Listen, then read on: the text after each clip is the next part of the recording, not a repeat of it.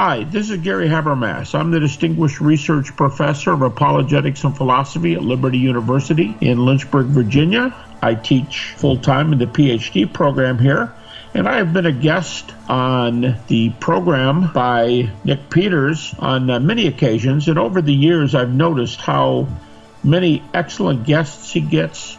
And I can tell you personally that Nick reads everything that comes his way. He's a great interviewer. He's got good insight and questions, and I highly recommend his program. You stand on the shore of the ocean watching the tide come in. You sense the call of the sea beckoning to take you further. You step forward little by little, not knowing what to expect, but expecting more. You keep going as the ocean calls you to enter in to deeper waters.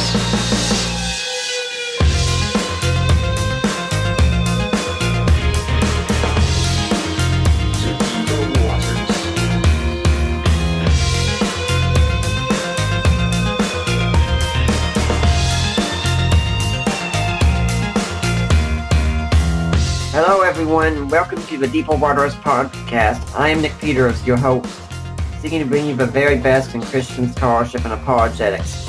And today we are talking about atheism. Atheism on trial, in fact. And to do that, we've got Louis Markos here from HBU. Dr. Louis Markos is professor in English and scholar in residence at Houston Baptist University. He's the author of 17 books, including Apologetics for the 21st Century. He has delivered hundreds of lectures worldwide on topics such as apologetics, classical Christian education, C.S. Lewis and Dante, and is known for his ability to make complex topics easy and enjoyable to learn. So, Dr. Markos, welcome back to the Deeper Waters podcast. Thanks. It's great to be back. Now, if my audience doesn't remember much about you, can you tell us a bit about how you got to be doing what you're doing? Wow. Well, I'm living in Texas now. I actually grew up in New Jersey. I went to Colgate in upstate New York, then University of Michigan, of course. And since 1991, I've been teaching down at Houston Baptist University, 27 years. And what's wonderful is, I've always been passionate about apologetics. I'm a C.S. Lewis person and always wanted to do that, loved that. And my school has always been a Christian school, but over the last, about 7 or 8 years, we've gotten more and more intentional about apologetics so that we now actually offer a master's online of apologetics. And so Atheism on Trial is sort of the accumulation of so much reading I've done in literature and philosophy and history. And one thing I always love to do in my classes and my books is take that sort of interdisciplinary approach where you draw together from literature, philosophy, history, theology, even sometimes the arts and music, drawing them together to make those connections and to understand sort of intellectual history in all of its factors. And what's wonderful about this to me, Nick, is, I went to all secular schools, and when you go to secular schools, you have this idea that, Christianity is somehow backward or it's only about feelings and emotions. But actually, the great intellectual tradition in the Western world is very much a Christian tradition. And even when you have the best of the ancient pagans, like a Plato or Aristotle, they're still dealing with ideas that are pointing towards the fuller revelation of Christ. So again, in my teaching, I want to draw together, make those connections. And a book like Atheism on Trial has allowed me to pull together all of my passions and make the connection and show how, as it says about Jesus in the Bible, in him all things consist. He draws it all together. And I would like to say we do have some people now listening live on Facebook Live. So if you have a question for our guests anytime during the show, feel free to leave a question and I'll see if I can get to it or not. I can't make promises. Now, this book, Atheism on Trial, is pretty much one of the things that people might be surprised about is atheism is really nothing new, is it? It really isn't. In fact, my original title for the book, which is now the title of the introduction, is Nothing New Under the Sun. But I couldn't resist such a great title as Atheism on Trial that my publisher suggested. But nothing new under the sun. What the sort of thesis, what drove me to write this book is we have all of these new atheists, people like Richard Dawkins, the late Christopher Hitchens, Sam Harris, Daniel Dennett. We have all these new atheists that are constantly out there, and they speak in such a way as if to suggest that all of their arguments that they're making are based on new discoveries, as if, we poor peons haven't really been following discoveries in science or sociology or anthropology or any of 1,000 isms. And if we really kept up with the facts, we'd realize that Christianity has been disproved. But actually, there is nothing new about the new atheism. All of their major arguments have been around for at least 2,600 years. I mean, you go back to the what are called the pre-Socratic philosophers, about 600 to about 450 BC. They're already pretty much pure Darwinists and materialists. If you look at the Stoics, they're about the time of 5th century BC, time of Socrates. The Stoics are already basically what we would call moral relativists. They think morality changes from place to place.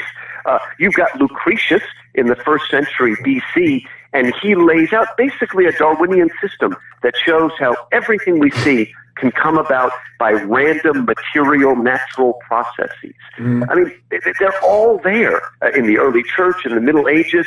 There's nothing new. And see, the problem, Nick, is that, and it's so subtle, we don't realize that the new atheists have sort of convinced us that the nature of reality is evolutionary.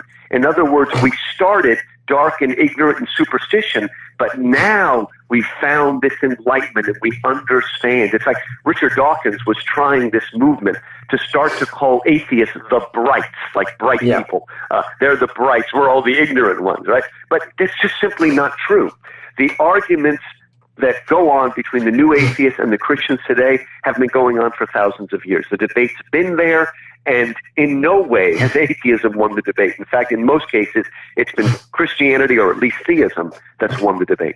Yeah, there's something interesting you got here early on. Perhaps the best way to sum up the strength of the modern meta-narrative is to note how many secular academics really think that the only reason the early Christians believed in a virgin birth, which I do affirm, was that they were ignorant of the science of human reproduction. That sounds like a compelling argument until one realizes that though Joseph did not know about the meaning of sperm and egg, he did know that a woman does not give birth unless she has sex with a man. That's why he was prepared to divorce her when the angel appeared to assure him that Mary was still a virgin. That's something that just amazes me here when I meet people where all these people believed in impossible things, and we know better now since we know about physics and things like that. I said, really? So when did we discover that it takes sex to make babies, or that people can't walk naturally on water, or that dead people stay dead, or things like that? Great. I mean, you're putting your finger right in the essence of the book. I mean, it's one of those things that I still hear people say it. Very intelligent, educated people, again, they get this smirk on their face like, again, the only reason they believed in the virgin birth is because they didn't know where babies come. But people know. In fact, the whole point is, okay, if we actually lived in a world where we had no idea of the laws of nature, we had no ideas of how things worked, then we would never say that's a miracle. Because the only reason we'd say that's a miracle is if we recognize that this is not the way things work. We don't live in a world where things like that work. That's why, a funny story, Nick, when my kids were young, I would always read them these wonderful fairy tales from the Red Fairy book and the Blue Fairy book, and by Andrew Lang. But in our family, there's this little joke. We love reading this story. It's called The Enchanted Pig. And the speaking enchanted pig comes to the court of the king and sort of sues for his daughter's hand. And after he gives this long speech about why he wants to marry the princess, the king says to him, "Pig, I am surprised that you speak so eloquently." And then my kids laugh because the joke is the king is not surprised that the pig speaks. He's only surprised that the pig speaks eloquently. Because in fairyland, there is no law of nature that says animals can't speak, and so it's not a miracle. But if a pig spoke in our world, everybody, whatever era they lived in, would immediately recognize it. So, in other words, you can't have miracles unless people understand how the basic laws of nature work. I mean, okay, we didn't have the word gravity until whatever, 300-400 years ago. But everybody knew that if you throw a rock up, it falls down. And if the rock ended up flying into the air, anybody would recognize that this is not the way things work. It's a miracle. So again, it's a strange kind of arrogance that's been bred into us. Well, actually, we could kind of say we all knew that until Hume came along, because Hume's the first one, I think, who really did dispute that, say, just because you drop a rock 1,000 times and it falls doesn't prove it'll fall the 1,001st time. That's true, and Hume is an interesting one. I talk a lot about Darwin and Hume in my book, and the one thing that those two guys have in common is, well, let me explain it this way, right? If you're trying to prove to somebody that the sun is at the center of the universe and not the Earth, at least of our solar system, that the sun is at the center, you wouldn't try to prove it by quoting Galileo, right? We got plenty of evidence today. You don't need it. But what's amazing is that people still refer directly, especially to those two, Darwin and Hume, as if they've proven something, but they haven't. Darwin in no way proved the theory of evolution. In fact, if he lived today, I wonder if he'd even believe it if he understood biochemistry and molecular biochemistry. But Hume, really, he wrote a book and he's got one chapter on miracles. And he really believed by the end of the chapter that he disproved miracles. But he didn't, because he's what we call loading the dice, making a sort of circular argument. And what he basically says is, miracles violate the laws of nature. You can't violate the laws of nature, therefore there are no miracles. I mean, that's basically when you boil it down to that. And the other argument he makes is, we don't have enough sort of first-hand evidence to really know if the miracle happened, so we'll just dispute it. We'll just ignore it. Now, take the second one first. I mean, if we accept his understanding of facts and historicity, then we have to throw out almost everything that happened in the past. There's no way we can really have reliable evidence. But I'm more interested in spending more time on the first argument, that miracles violate. Go ahead. Before you go to the first one, I would say, good. We do, in fact, have first-hand evidence, and if someone's listening, they're curious about that, go back to the first review of our show. We interviewed Craig Keener on his book, Miracles. Oh, he's great. Yeah. I did a review of his book once, and it's unbelievable. Craig Keener wrote a 2-volume book called Miracles. It's probably the most detailed book I've ever seen, with endless notes. I mean, he went around, and there's 2 parts to Keener's book. The second part actually documents thousands of miracles that have happened in the last century. I mean, he shows that miracles are still happening, but he goes back and he answers Hume, and he shows that we have go ahead. Was there a more specific question? No, I wasn't saying anything, but I wasn't when you said that's most specific book with all the details. I was saying, have you read his Acts commentary or seen his Acts commentary at all?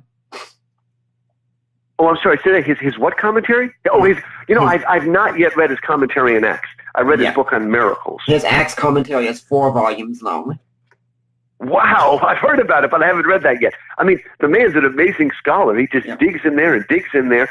And, I mean, see, what I'm so happy today is that much of the best apologetics today, and I do a little bit in my book and one of my older books, Apologetics for the 21st Century, is at the center of our faith is the resurrection. Now, what I mean by that is the famous scientist, philosopher of science named Karl Popper. Some people have heard about him. Popper said one of the criteria that a system is correct, whether it's Darwinism, Freudianism, whatever the system, one of the criteria is what he calls falsifiability. If this is a logical, coherent system, there should be a way to falsify it. In other words, can you find something, and if you prove it, will it falsify that system? If there's no way to falsify that system, it would suggest that the system is just sort of self-referential and has no proof. And I would say that Freudianism, and anytime you try to argue against Freudianism, they're just going to tell you that you're actually having some kind of psychological resistance to it. And so there's no way out of the box.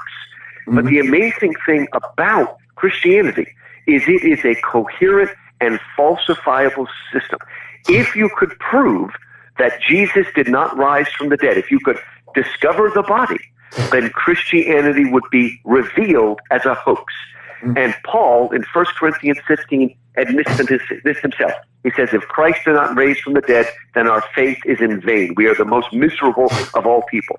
So our faith rests on a historical miracle that Jesus rose from the dead. And the reason I bring this up is, again, in contrast to Hume, we have great historical, scientific reason to trust that the resurrection happened. Why is that?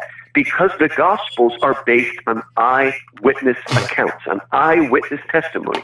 And what's amazing is when you read Matthew, Mark, Luke, and John, a lot of modern people, usually the new atheists, will, somebody like Bart Ehrman, let's say, will read those four accounts and notice that there are small discrepancies between them. And they'll immediately say, aha, this proves that it's all a hoax. But actually it doesn't, right? If you are a judge, right, and you are in a court case, much of the court case is going to be based on eyewitness testimony. Now, if the eyewitness testimony was all completely opposed to one another, then the judge might throw that out. There wouldn't be enough evidence. But if all of the eyewitness evidence, all the testimonies given were exactly the same, then the judge would say, this is collusion. There's got to be some kind of conspiracy going on because nobody gives exactly the same eyewitness testimony from their own perspective. What is the most reliable in court is when the testimony complements each other without being absolutely detailed word for word. And that's what we have in the gospel. We have early testimony. And what's wonderful, we could spend the whole 2 hours in this, but one of the wonderful details that apologists have pointed out is that according to the Gospels, the first eyewitnesses of Jesus' resurrection were women. Now, in that time, the women's evidence wasn't acceptable in court. So if you were going to make this up, you would not say that the first eyewitnesses were women. The only possible reason why you would say that is if that is what actually happened, that we've got an early record of the eyewitness accounts. Yeah, I'd like to say at that point also, for people wanting some more information on that, again, pointing back to the archives, I believe it was earlier this year, we interviewed Dr. Richard Bauckham on the second edition of his book, Jesus and the Eyewitnesses. Excellent. Yeah, that is. Oh, you've got great people on your show. Yes, that's an excellent book. He's doing such important work. Yeah.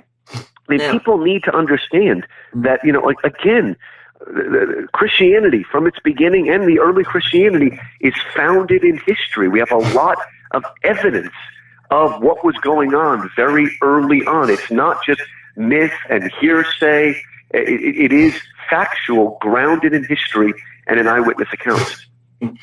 Now, let's move on to the book. One thing I'd like to get clear at the start here is when I was in the book, there's a term that was used that it could be misunderstood some, and that was when you kept speaking about empiricism as a problem, because I consider myself an empiricist, but I consider myself one in the Aristotelian Thomistic tradition, and I think you might disagree with that tradition, but it's a valid one in Christianity. No, I think a good way, because that's a good point, Nick. Yeah.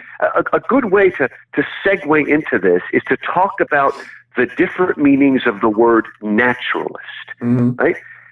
A lot of people, you might even call yourself a naturalist in the sense that sometimes a naturalist is somebody who studies nature very closely. I mean, a lot of bird watchers or people that study flowers and whatnot will call them naturalists because they study nature. But there's another meaning for that word. A naturalist often means someone who believes that all there is in the universe or the world is nature. In other words, there's nothing spiritual, there's nothing supernatural, there's nothing metaphysical.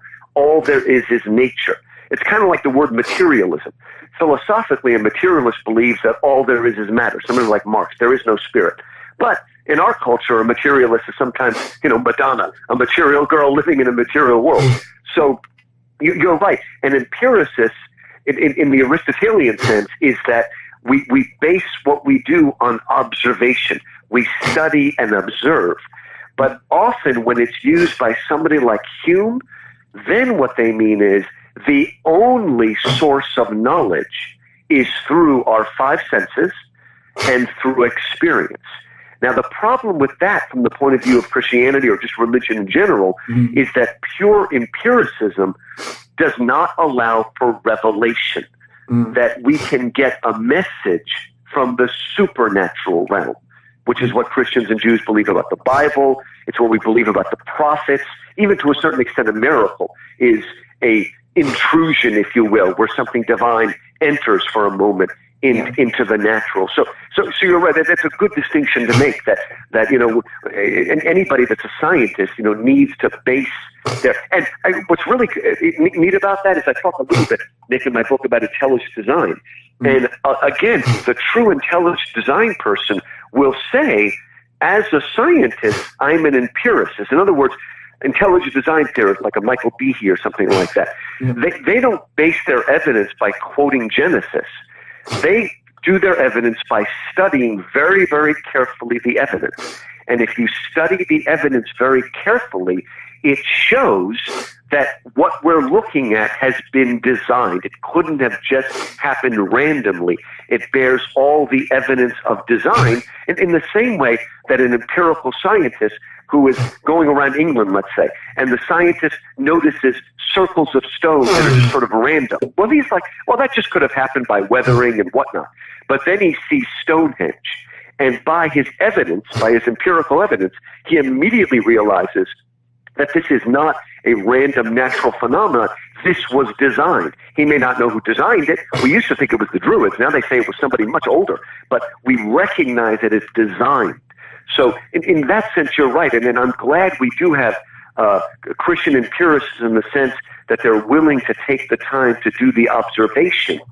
But we've got to be careful in fields like philosophy that we don't exclude the possibility of, for instance, having some kind of intuition or revelation or some kind of prophetic knowledge. I'm not talking about being, quote, Pentecostal, although that's important too, but that information can reach us in other ways. And that, in fact, we might even have... See, one of the famous empiricists was of course, John Locke.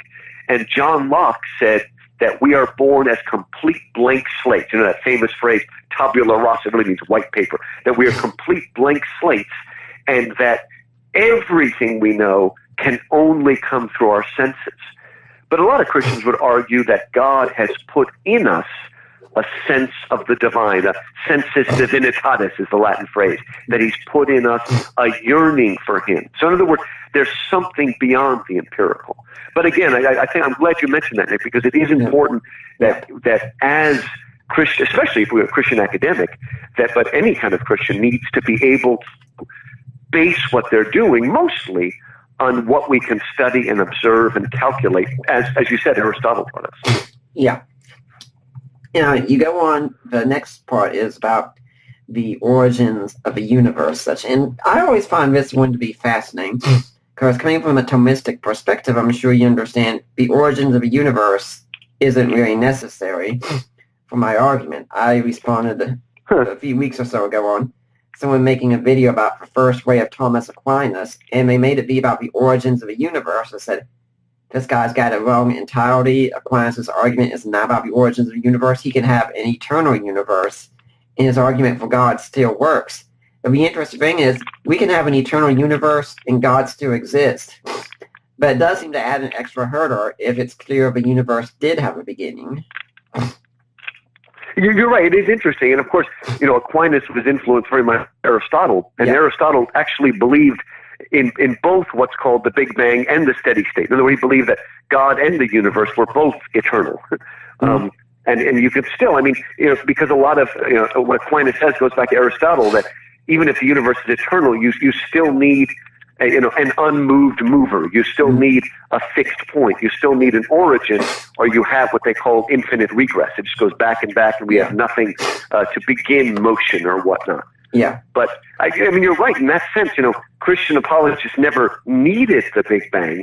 But what's amazing is that once they discover it, suddenly we have science coming to the defense of basically in the beginning God. This idea that, well, it's what the Bible and what Christian theology calls creation ex nihilo, creation out of nothing.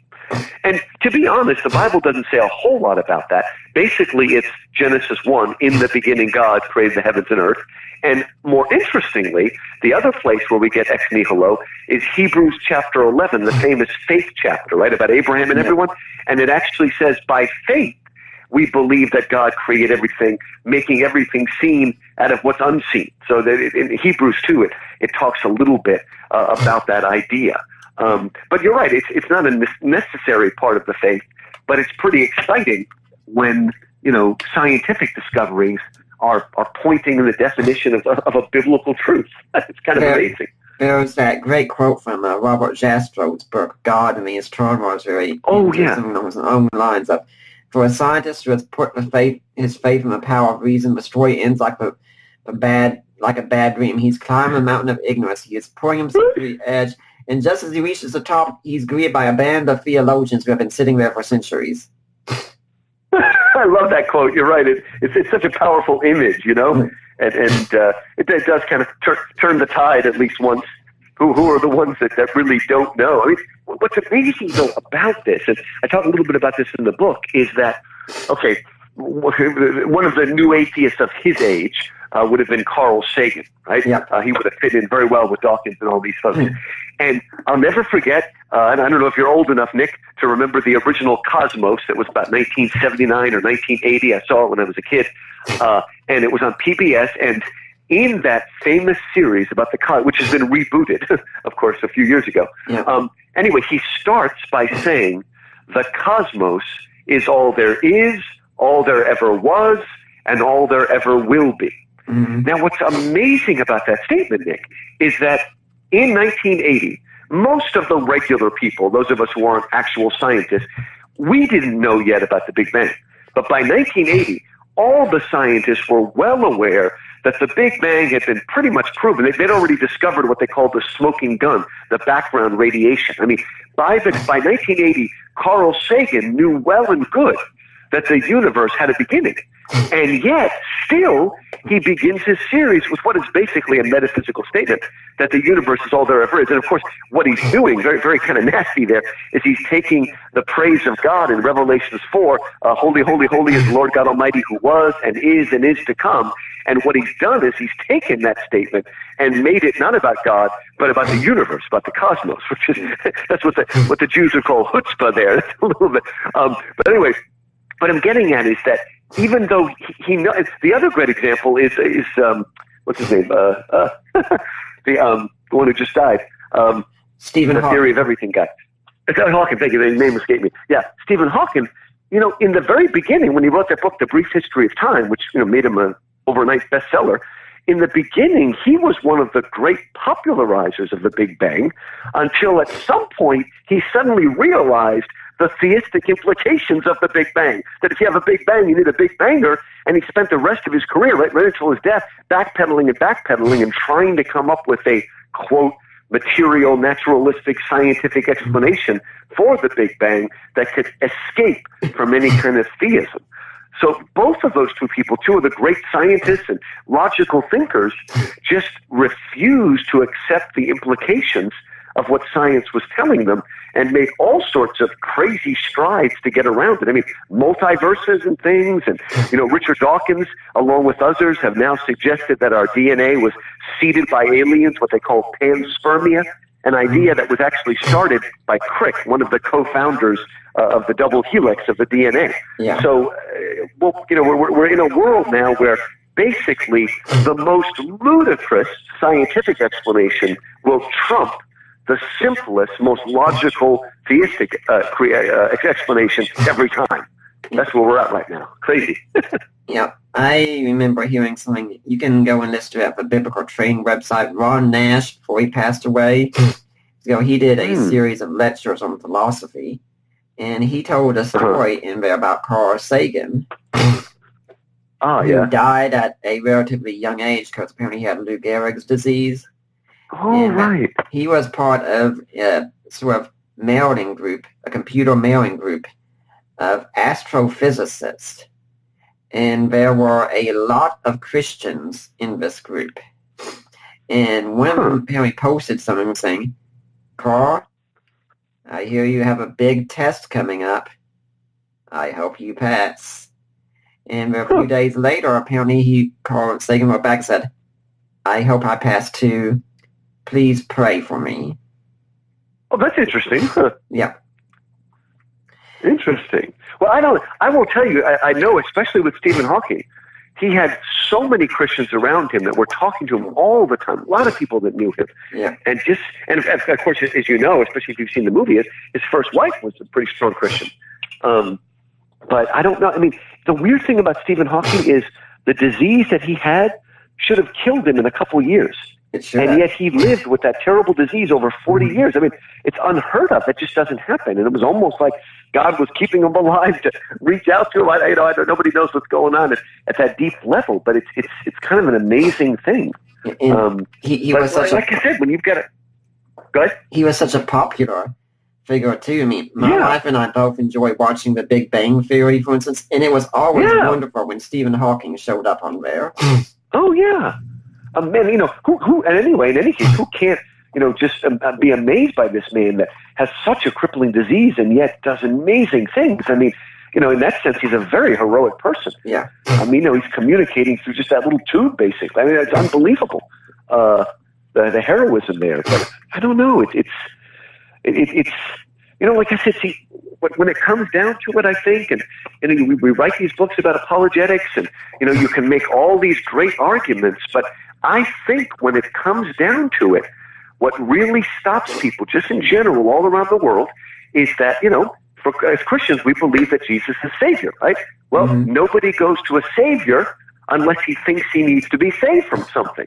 And most people think they're doing pretty well on their own, especially Americans. It's amazing how many Christians there are in our country, because most Americans are all about self-reliance and pulling yourself up by your bootstraps, and I don't need anybody to help me. It's amazing that we still are, in some ways, the Christian country, because it does take a moment of calling out for help. The other thing that I think stops so many of the scientists is that as soon as you run up, I mean, hey, New Age stuff, even a lot of Hinduism and Buddhism, it allows you to be very spiritual, but there's not much ultimate accountability there. Because so often in the New Age, what happens is, in one way or another, God sort of becomes the universe. And you know what? The universe doesn't really care. But as soon as you bounce up against the God of the Bible, you've got a God that holds you accountable. And a lot of people don't want to be accountable. And so they'll find any way to swing it. Some of the new atheists even have admitted that they wanted atheism to be true so that they could sleep around, at least when they were young. That we want to hold it at arm's length so we can do what we want to do. And I don't say this to make fun of these people. I just say it that we just have this, basically we live in an age where the scientist has become the sort of new priest of a religion. Yeah. And so we love to look up to our scientists as if they're priests and martyrs and whatnot. And we've got to realize that, like us, they have mixed motives, that their motives are not always absolutely pure and objective. Sometimes, maybe the best way to put it is, according to Freud, basically, Freud said that religion is a wish fulfillment, right? Well, I would argue, and Lewis has said this too, that atheism is a wish fulfillment, because it means I don't want to be accountable to anybody. I don't want anybody looking over my shoulder. And so my wish fulfillment is that there is no God, only a universe that may or may not care. Right? I talk about this in the book, and I wonder if this has come up in any of your programs, Nick, that idea that the modern religion of America is moral therapeutic deism, or MTD. That we have a country where a lot of people are religious, but it's kind of religion as, I don't know, psychotherapy or something. We want a God, but we want a completely user-friendly God that never gets angry at us, never holds us accountable, only gives us lots of warm fuzzies. And there was a book about that, saying that's really the God that's at the center of much of the modern world. I have had a problem with many church services today that the same message seems to be entirely about how to be a good person. such which you should be, of course, but there's never seemingly any real wrestling with the text, going back, understanding the context, things like that. And the only reason you accept Jesus as Savior is you want to go to heaven someday. Right. And I remember being in a small group once at a church in Tennessee and hearing some lady say, well, I'm saved, my children are saved, so just sit back and wait for Jesus to come. Oh my gosh, she was terrible. How do you know your children are going to stay that way, especially if they get off to college? And what about your neighbor's children? Are they saved? I mean, what are you doing to advance the kingdom? It seems like you say, well, God's met my needs, and I'm just going to sit back and wait for him to come. Oh, it is terrible. Yeah. And that happens, though. I mean, that's what you call it.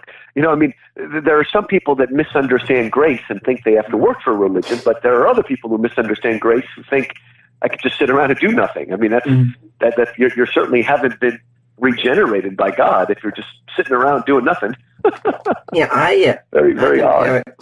I compare it to a marriage, which is probably a pretty good idea since the Bible compares it to a marriage. Yeah, exactly. I think because I'm married, and my wife and I are celebrating 8 years this Tuesday, by the way. But congratulations! Because I'm married, that doesn't mean I, for instance, sit back on my couch and play video games all day long and say, hey, I'm married, and I'll get the rewards of being married anyway. It means, hey, I'm married, and I have a great gift in my life, so I'm going to go out, and I'm going to do the best I can. Not so I can stay married, but because I am, and I want to make this relationship the best it can be. That's a great analogy, and you're right. It's absolutely biblical because, eventually we in the church are the bride of Christ and will be married to the bridegroom. And in fact, as we often say, the Bible is not a tragedy, but a comedy. It doesn't end with a death. It ends with a marriage, the great marriage of Christ and the church. And you're right. I mean, to a certain extent, once you say I do and exchange your vows, you are married. But what is the nature of your marriage? You're right. You just sit around and play video games, and some people do, and never talk to their spouse. Heck, nowadays we even have girls sitting around playing video games and not talking to their husband. I mean, so many distractions out there, and not growing together. Not, it'd be like you got married and said I love you, and then never said I love you again, and never reached out, never tried to learn. And you're right. It is a marriage. I mean, it's a relationship that needs to be worked on and needs to grow. Otherwise, what is our marriage? And I like what you said. A signed piece of paper. I like what you said also about the motives of some atheists and such. I mean, of course, we can't say that's the motives of all of them or that's why they're doing it. I mean, we still have to answer the arguments either way. Just like I'm sure there are Christians for shallow reasons, but the arguments are still there. But Don Johnson, for instance, talks about this thing happening in his book, How to Talk to a Skeptic, one time. He says he doesn't normally recommend this approach, but apparently here it was very fruitful. But there was a Christian who was talking to either his pastor or his youth pastor, and he was presenting a lot of doubts and objections he had against the Bible. He seemed to be very antagonistic and such about this. And finally, the guy who was being questioned just turned to him and said, how long have you been sleeping with your girlfriend? And this guy turned as white as a ghost, apparently. And so he goes, that was the issue.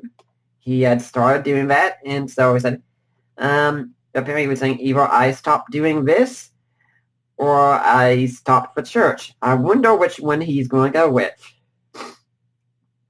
Interesting. That does sound familiar. I may have heard that story. I mean, you could say it's a little bit similar to when Jesus talks to the Samaritan woman at the well in John chapter 4.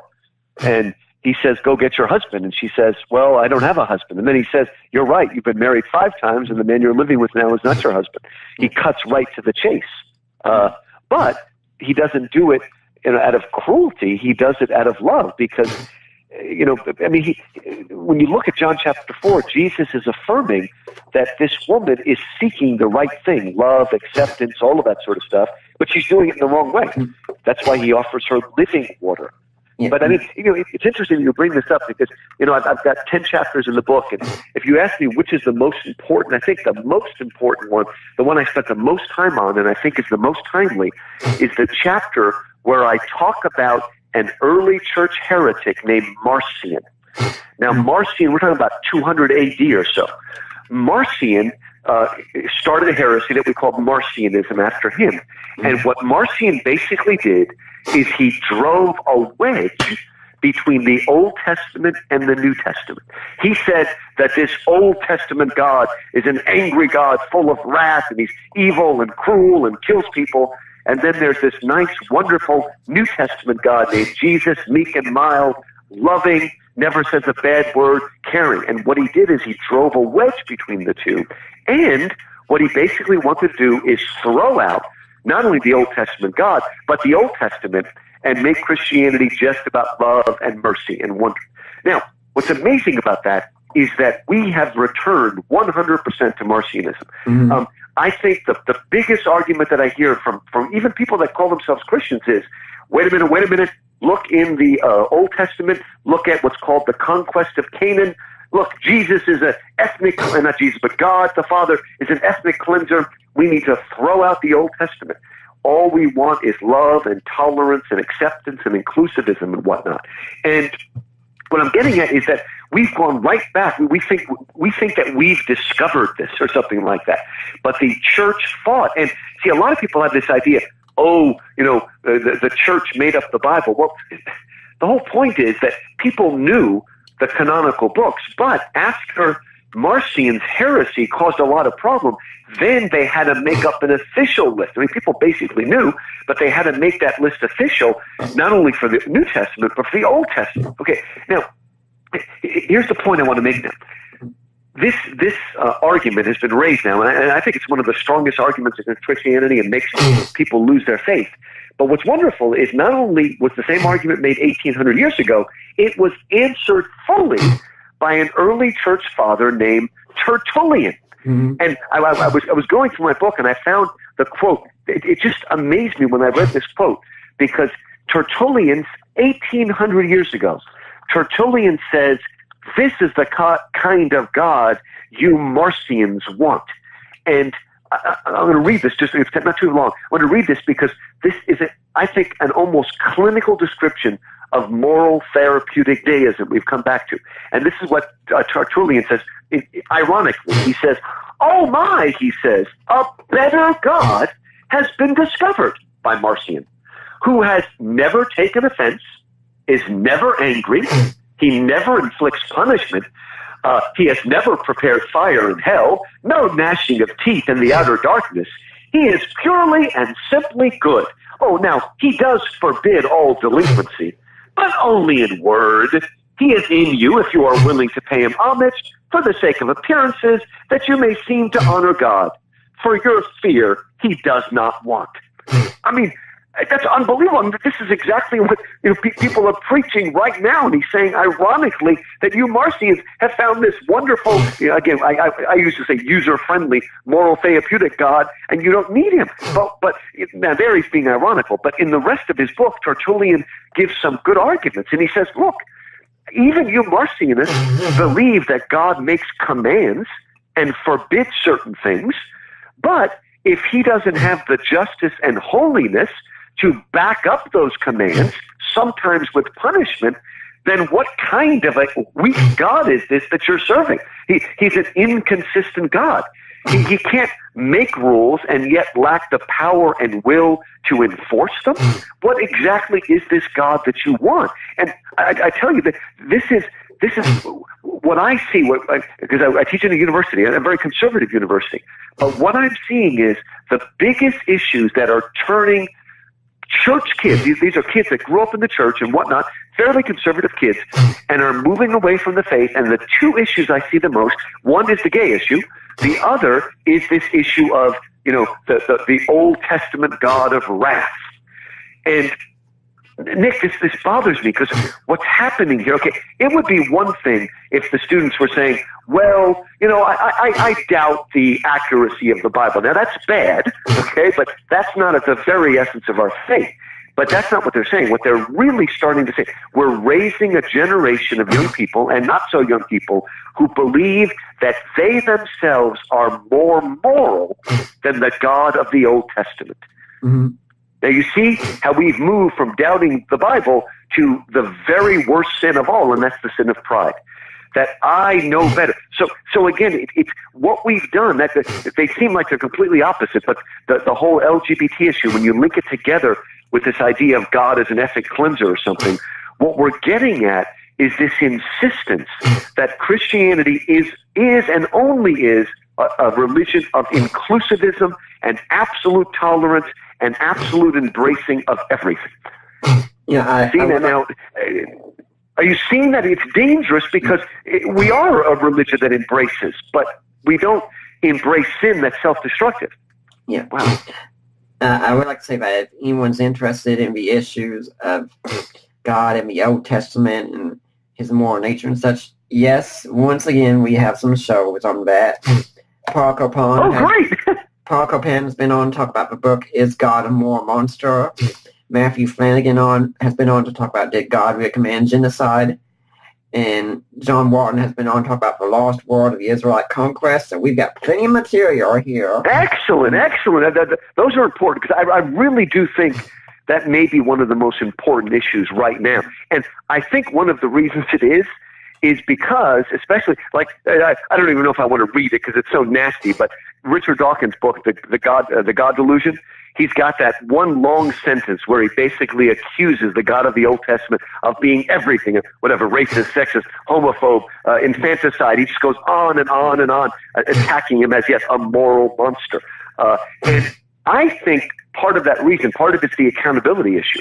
But I think the other reason why this issue is becoming the most important right now amongst new atheist attacks is because they're losing in every other front.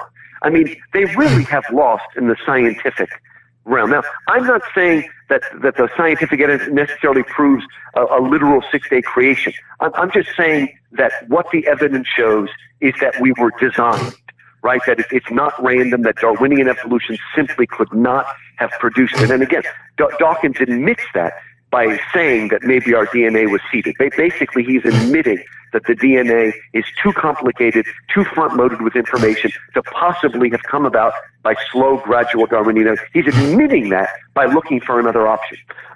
So what I'm saying is they're losing in every area, even in terms of history, they're losing as more and more evidence about the resurrection. And I think the last place they're turning to is a sort of, it's the same thing we see in politics today, Nick, what I call phony moral outrage. Yeah. I'm outraged. What I love is how many complete moral relativists there are out there in the media. Complete moral relativists. They don't believe there are any standards of anything, and yet they're continually going crazy about scandals in politics. Well, if you believe everything's relative, then there's no such thing as a scandal, right? If there is no sexual morality standard, then what is this scandal you're talking about? So there's a great irony underneath it, but it's I don't know. It's almost an act of desperation.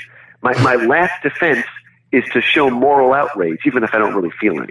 Yeah, I also think it could be one of the reasons behind this is because we've become a culture that is very feelings-oriented, where if I feel it, it must be true. And it's not saying that feelings are evil or anything, that they're not the first place to go to.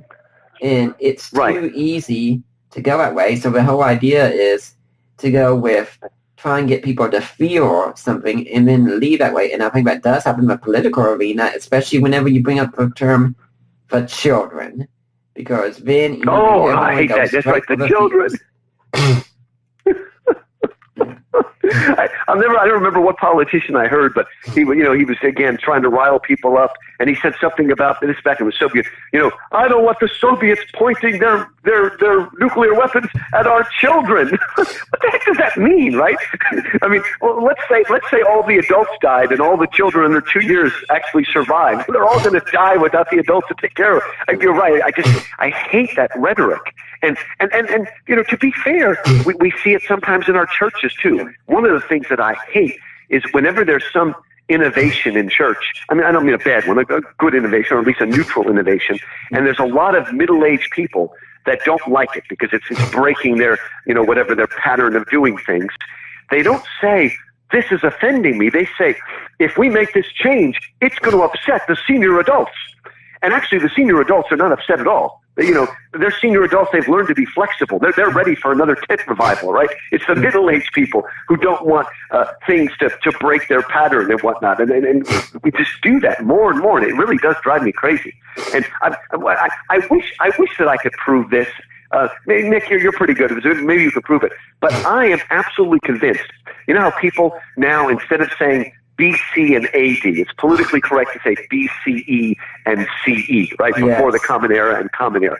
And they present that as if, oh, we've got to do this so we don't offend Jewish people. Well, I am absolutely convinced that was not invented. That euphemism wasn't invented by a Jew, almost certainly done by some white liberal Christian, self-loathing liberal Christian. The Jews are very, smart and it's commonsensical people. They don't worry about that. It's the self-loathing Christian that does that kind of stuff. I just hate those euphemisms. Yeah, we kind of reached the day and age, I think, in our society where the way to prove that something is wrong is to say that you are offended by it. And so many times I just want to say, grow up and get over it and move on, because sometimes it's the way reality is. I mean, if someone says something about, say, some people will say that, you go out and you speak against Christianity, and when we show up here, they say, well, see, all you Christians are offended. I said, no, I'm not offended by your arguments against Christianity. Honestly, they make me laugh many times. Yeah. And if I was offended, oh, well, I don't argue because I'm offended. I argue because I care about what's true. Right. That's a good point. But we are. I mean, it's gotten. I mean, that's why I'm glad that there are shows like yours, Nick, where you can have real discourse, because it's becoming more and more difficult. And I'm 54, so I still remember. I mean, really, people think it's not true, but I remember farther back in the 70s and 80s that you could watch the news and they would bring experts on and actually have a fairly objective conversation. But for the last 15, 20 years, whenever they bring a so-called expert on of anything, whatever side, that person's not so much an expert as a spin doctor. It doesn't make a difference what's said; they're going to spin it around. So there's no attempt to get at any kind of objective truth. Yeah. Now, and, let's move on to another. It's something. Yeah, that's we should believe in Christianity not because it makes us feel good, but because it's true, and that's basically what you're saying. Yeah, the issue is not whether it makes me smile or not. The question is it true or false, good or evil, virtuous or vicious? That's the real important. And something that C.S. Lewis says right in the first of his Screwtape letters, and it's a senior devil teaching his junior devil how to tempt people. And what he says, one of the ways you tempt people is you never, ever get them to think of things in terms of good or evil, right or wrong, good or bad. You get them to ask questions. Don't ask, is it right or wrong? Ask, is it modern or old-fashioned? Is it new or is it old? Is it fashionable? You see, in other words, get off the real, simple moral question of right or wrong and get it into that little hazy area. Not is this the right solution, but is it the solution for the future? Is it the courageous and realistic solution? No. Is it right or wrong? Is it virtuous or vicious? But in our society, we've been edged away from the real question to the peripheral questions. Mm-hmm. Wow. Yeah. Let's move on to the book again. You got a chapter, for instance, on the good, the true, and the beautiful. And I think this is something that many people really don't think about. They don't think about reality in these kinds of terms. And sometimes, for instance, when I'm upset about something, all it takes is to realize there is something good out there, and I have to really see it as a good. It could be something as simple as maybe getting a drink of water and realizing this is something that's really good. It could be seeing our cat walking around here, which, yes, seeing him walk around is a miracle since he sleeps so much. But it could be seeing him and think, my cat is a being that did not have to be, and I think the only reason he exists is for the pleasure of people. Or seeing my wife and thinking, I am so blessed to have such a special woman in my life. And as soon as we start thinking in these terms of things, of something being good, true, and beautiful, it will automatically pull us closer to God. No, it is true. And what's interesting is that, Nick, one of my favorite things to do the last 10 years is I speak at a lot of classical Christian schools all over the country. Wonderful what's going on.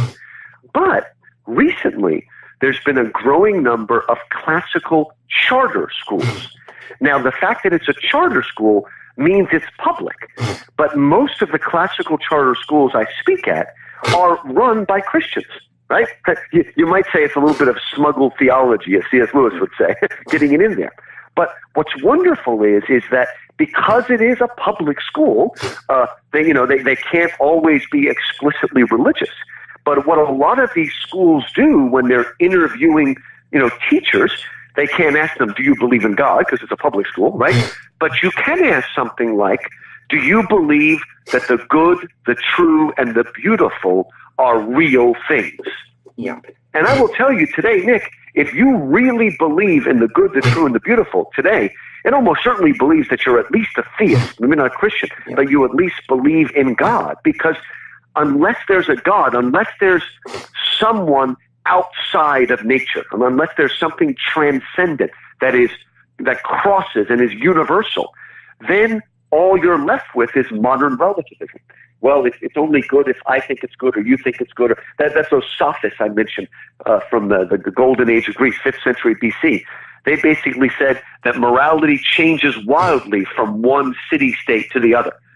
But no, there are standards. And the best way to edge into this, to show you what's happened to our society, if you talk to a Christian, pretty much traditional conservative Christian, and you ask him, are there real, absolute standards of goodness? They'll probably say yes. Are there standards of truth? Yes. Are there standards of beauty? No. In our modern society, it's almost become a knee-jerk response, even if we're Christians, to say, well, beauty changes wildly from place to... I don't know what it is, but... And the reason I mention this is so important is that goodness, truth, and beauty go together. This was something that Plato understood. The early church fathers learned it from Plato, and it was very big in the Middle Ages, that goodness, truth, and beauty are the three universals, and they go together.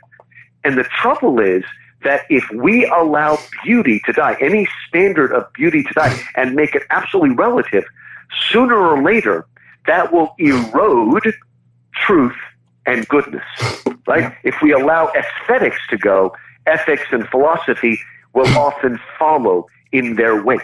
Yep. And we're just very, very uncomfortable with standards today. And I'm sure you've noticed that, how uncomfortable people are to make standards.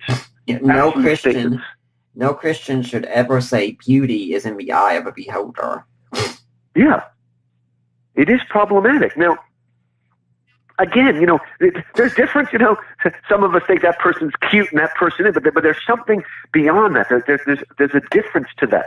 Behind beauty is a kind of wholeness, a kind of balance, a kind of clarity. These are, well, you should know, those are the words that what's his name, Thomas Aquinas often used. Yeah. About beauty, right? The standards of beauty. I think that the word is integrity, I think, or wholeness, and the other word is claritas, which is kind of filled with light, but I mean, depends how you translate the words, but that there are standards that are out there, and we have to be careful that we don't tear. You see, I really think that the reason this is such a problem, especially in America right now, one of the strange things about Americans, and I work with a lot of internationals, so they notice this. In one sense, we Americans are the most individualistic nation that's ever existed. In one sense, that's true. But at the exact same time, we as Americans are incredibly conformist. We get such cognitive dissonance when we feel like we're not part of the group. And we're so quick that if we say this person's good at that, then we're, whoa, are you saying I'm bad at that? In other words, we so much want to conform. It's weird because we're so individualistic. And at the same time, we want to conform, and we get very, very uncomfortable. And I mean, this is almost funny, But, a lot of times if you say to an American, let's say you had a relative that didn't die in the 9/11 crash because they were at a job. Well, I actually have a relative who survived because his wife had a child on 9/11, right? And I know a lot of modern people, if you say to them, well, God was really watching out for that person, then they'll immediately say, oh, so I guess God didn't care about all the people that died? Yeah. Now I understand that there is a theological question behind that, but I think the real knee-jerk response is, oh, he cares about that guy more than me? That's not fair. Okay? Who are you to stick out? Who are you to say you're special? I am absolutely convinced. I'm a Baptist. I'm not Pentecostal.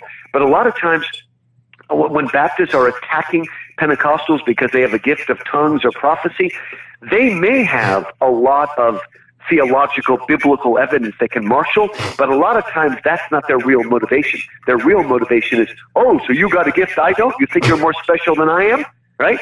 Look, as a Baptist, Protestants in general, we say, because it says in the Bible that all Christians are saints, right? And so a lot of Protestants, especially low Protestants, don't like this Catholic notion of all these people being saints, right? But again, I really think our knee-jerk response, it's not because of that verse in the Bible that says we're all saints. It's because we're thinking, oh, so you think you're more spiritual than I am, huh? You're a saint and I'm not. You see what I mean? Yeah. We don't admit that envy side of us that demands fairness, that demands nobody be better or more beautiful or smarter than we are. That's often what we're fighting. It's that kind of, and envy is something we need to remember. A lot of this struck me once, and it just blew me away when I noticed it. Okay, you look at the Ten Commandments, right? Basically, the first 5 are about the relationship between man and God, and the second 5 are our relationship with our neighbor, more or less. Now, notice the thou shalt nots, right? You don't kill, you don't steal, you don't lie, you don't commit adultery. All of those are very active sins. But what's the last one? Thou shalt not covet. Now, I want you to think about that, Nick. Coveting is what we today would call a victimless crime. How am I hurting you if I'm coveting your wife or coveting your car? How am I hurting anybody? Right? And yet, there it is in the Ten Commandments as one of the, quote, big sins. Because coveting, which is the same thing as envying leads to so many other things. In Plato's Purgatory, he works his way through the 7 deadly sins. And like everything in Plato, in Dante, everything's ranked. So it's obvious that the worst of the deadly sins is going to be pride. Everybody would say that it's the sin of Satan, right? Mm. But what's interesting is Dante makes the second worst sin envy, right? Because he understands what that does. Again, because, see, many of us will admit to pride, many of us will admit to lust, will admit to gluttony with no problem. We love admitting to sloth. But very few people admit to envy because it's kind of a nasty sin. So instead of admitting to envy, we start making other excuses. Oh, it's not fair and all that sort of stuff. But deep down, it's a kind of envy that we need to get to at the core of things. I hope that makes sense. Yeah, I'd like to remind everyone at this point you're listening to the Deeper Waters podcast. You got Dr. Louis Markos on talking about his book, Atheism on Trial. But if you're here next week, we're going to have Brian Godwell on talking about the third installment in his Apocalypse series, Resistant. It's going to be focusing on the destruction of Jerusalem and the beginning of that event. So if you'd like to talk about end-time stuff, which I love to do, come back next week. Now let's get back to Dr. Markos. When you were talking about beauty being relative and such, usually whenever I meet someone who advocates this position, and let's assume it's a man, I always just seem to ask one question in response, and I think it really can kill them immediately. Say just this one simple question: is your wife truly beautiful, or do you just say she's beautiful? That's a good way to put it, to get them to think that there are standards beyond just our feelings. Yeah. And I think that's good. I think part of the whole thing with the good, the true, and the beautiful is people pursue these things and they don't know why they do. Because Aquinas would say we all have to pursue them, but we don't know why we're pursuing them. I'm part of a Celebrate Recovery, a local church here, And one of the things men talk about, for instance, is sexual addiction so often. Right. And I've said, guys, when you're struggling with this, here's the thing. You all think that you need to decrease your love for sex, that it's too strong, it's overpowering you. So your problem isn't that you love sex too much. Your problem is you love it too little.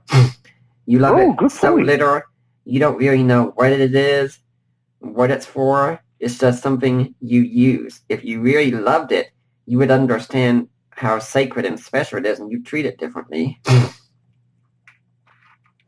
That's a great point. Well, here's something I think you'll appreciate, Nick. I speak often at our Museum of Fine Arts down here in Houston, and one time I was giving a speech on Titian, the great Venetian painter, and I was showing obviously slides, and a lot of his great works are nudes, female nudes, and there's even one nude of Venus where she's completely nude, full frontal nudity, as they say in Hollywood.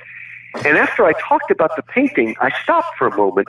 And it was a secular audience mostly, but I said, now, I've come here from Houston Baptist University, from a Christian school. I'm a Christian.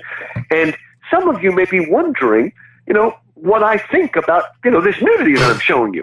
And is there really any difference between this nude painting and a centerfold in a pornography magazine?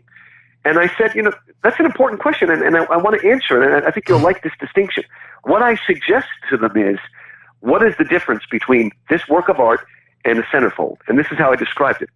The man who looks at pornography, looks at these centerfolds, he goes back home and he wonders why his wife doesn't look like that. Mm-hmm. And it gets him upset. But the man that goes to a museum and sees Titian's Venus, he goes home and he finds Venus in his wife. Mm-hmm. And I think that's very similar to what you've just said, Nick. And I think there's a real truth there. That again, I mean, a lot of great art is nude, but it's not a nudity that goes against beauty. It's a nudity that draws us to a higher understanding of the beauty of the physical form that God has given us. Because matter is good for Christians. There were people called Gnostics who believed the flesh is bad. And there are a lot of people who think Christians think the flesh is bad. But it's the heretics who thought the flesh was bad. The true Christian said, no, matter is good. Our bodies are good. They are fallen, just like all of us is fallen. But matter is a good creation. And in heaven, we will have resurrection bodies. We will continue to be physical, bodily creatures because it's good. We are, that is what we are. We're not angels. One of my favorite movies is It's a Wonderful Life. But that movie has convinced many Americans that when we die, we become angels, which has just never been taught by the Bible, Christianity, anything. We don't become angels. Angels are their own creation. They're non-physical beings, but we are physical, spiritual beings. We're amphibians, and we will have perfected bodies at some point in heaven, which is wonderful. And they will be beautiful in the fullest sense of the word beauty. But it is a shame, and a good way to follow up on what you just said, Nick. And you've probably heard people say this. Have you heard anybody say that one of the equivalents to men who spend all their time with pornography, that a lot of women who spend all their time reading romance novels, that those romance novels are a kind of pornography? Right? Now, at first, that seems crazy because, again, most romance novels are not too explicit. The women don't want them to be sexually explicit. So what has it got to do with pornography? The link there is that when women are spending all their time reading those novels, it gives them a phony, illusionary view of what men is, of what romance is, of what marriage is. And in the same way that pornography causes great discontent amongst men who are having sex with their wives, those romance novels can cause great discontent with women so that they might even leave their husband because it's not like it was in the book, right? Yeah, I think another distinction that can be made is that when a great painter paints the nude person on the canvas or sculpture, the canvas can't speak back, or the sculpture can't speak back and say, don't do this to me and such. But when you're looking at Playboy Centerfold, you are looking at a real person who is allowing themselves to be treated as if they were just a body, and that's it. Now, as That's a good point. And then that's literally what the word objectify means in its philosophical sense. You've taken a person and made them an object, a thing. as a married man, I'd say when I see my wife, I am seeing what I think is the most beautiful sight in the world, and there's nothing like it out there to me. And I'd say, yeah, if all I had was this, I would have more than enough evidence that God exists. And I've even argued before that men and women, I think, are put on this earth to represent God, and I think women are put here to represent that God is beautiful. That's an interesting way to put it. Yeah, I can see that. I mean, we see, we're both made in the image of God, and it shows. I'll tell you, one of the greatest books is by Pope John Paul II called The Theology of the Body, and it's beautiful what he talks about in that book and about marriage and the way we complement each other and how God's fullness is shown through in those. You see, part of the reason that people have turned against beauty is another reason why we're having so much gender confusion, because so much of the modern world is anti-essentialist. We don't believe there is such a thing as masculinity with a capital M, or femininity with a capital F, or beauty with a capital B, or justice. We just believe we've scrapped it all, and everything is, again, just a blank slate. Everything we make up as we go along, and they don't want to recognize that we have an essence that we're born with, right? And the way I would put it is that it's not just our bodies that are masculine and feminine, it's our souls that are masculine and feminine. God, it says, male and female created he them. It's something that's part of who we are. Now, it's broken just like every aspect of us. There's so much brokenness out there. We live in a fallen world. But that brokenness will eventually be fixed. Creation, fall, redemption, and then restoration, when all will be as it was in the beginning, and actually even more perfect ultimately. But people don't like that. We don't like to be told what our essence is. But that's important, and that's something that Aristotle and Aquinas understood. Remember the four causes. Yeah. There's not only the efficient and final cause, but there's the formal cause. What is the form or essence of the thing? Yeah. And we just no longer. And you said something like this at the beginning of the interview here, that we've lost any sense of what the purpose of something is. The Greek word is the telos, the end or the purpose. And both Aristotle and Aquinas are very much teleological. If you're going to understand something, you need to understand what its purpose is.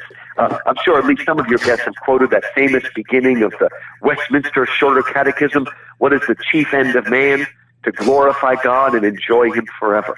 And until you understand that is our end, our purpose, we're going to hurt things. I love to use this example. Let's say I've got a broken chair and I need to nail the nail into it, right? And I can't find a hammer, so I pick up a Stradivarius violin and use it to bang in the nail. Well, if I didn't know what the purpose of that violin was, if I didn't know its purpose was to make beautiful music, the most beautiful music, if I didn't know that, I might pick it up and use it exactly like a hammer and end up damaging it. That's what's happening in our world. We damage ourselves when we don't realize what our true purpose is, what the purpose of our body, what the purpose of our sexuality, all of these things. When we don't understand our telos, we end up hurting ourselves and other people because we break it when we don't use it right. I think that happens again via sexuality usually I think when people sleep together before they're married, they're in essence kind of testing each other out and seeing if they're good enough and such. But I know when I talk on marriage on Facebook groups and such, or in other blogs and such, and men are asked about pleasing their wives and such, we all pretty much say the same thing. Our pleasure is bringing our wives pleasure. We love to see the happiness in our wives. That makes everything worthwhile for us. But if you use sexuality in a self-serving way, you end up demeaning both of you. You're ultimately treating the other person as just a means to an end for yourself. That's true. That is true. And, they've shown, the statistics have shown that when you live together before marriage, you have a higher chance of getting divorced. And I think the reason is kind of going with what you're saying. When you live together, you have begun your relationship with an escape clause, right? You know that if it doesn't work, you can get up and leave. And when you begin a relationship that way, you carry it into the marriage. So you actually, in other words, it's not a good practice, and it's not a good play practice at marriage, which is one of the excuses used for living together. It's actually making it worse because it's breeding into you from the beginning that if you're unhappy, you can always leave this without any consequences. So I know it's difficult. I know in our own marriage, when our wife is questioning me about things, about how much I really love one such, say, hon, I made a covenant with you. I meant it. I'm not going anywhere. There we go. And it's wonderful that you use the word covenant, because that is the biblical word. Yep. You're right. That is one of the chief metaphors is a marriage between God and his people. That's why in older poetry, whenever they talk about the soul, they almost always use the pronoun she when they're speaking about the soul. It's very, very common in older poetry because, ultimately, again, we will be married to God. The breaking of covenants, and I'm just amazed at how people just no longer they take it for granted. Oh, I made an oath. It doesn't mean anything. It's what do you mean? You made an oath. You gave your sacred pledge of honor, right?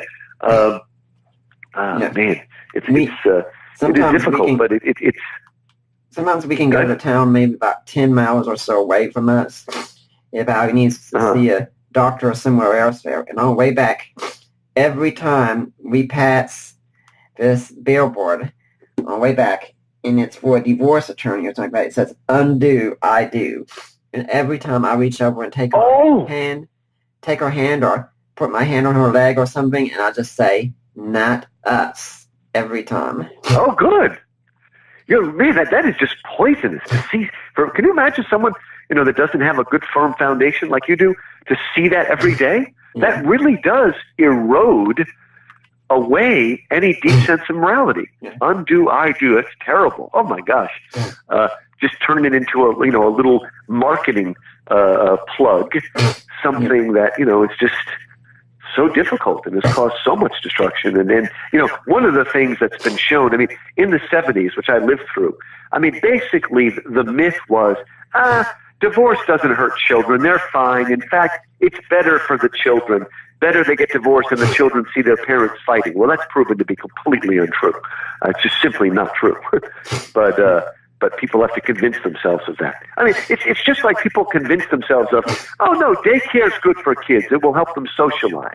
Now, it might be the case that both parents do need to work. I'm not saying daycare is bad, but it's not the best option. Let's just put it that way, okay? You may have to do it because, that's it. Money's money. You need to pay the rent.